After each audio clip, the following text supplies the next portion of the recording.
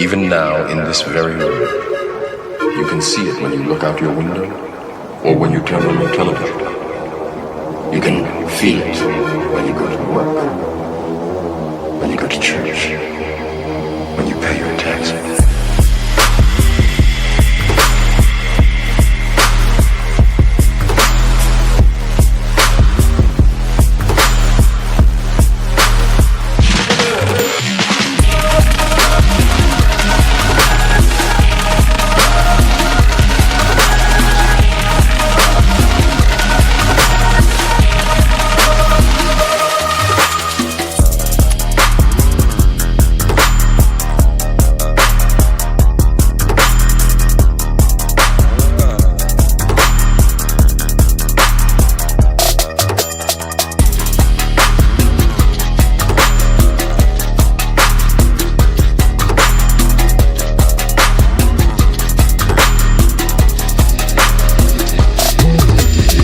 The world that has been pulled over your eyes to blind you from the truth.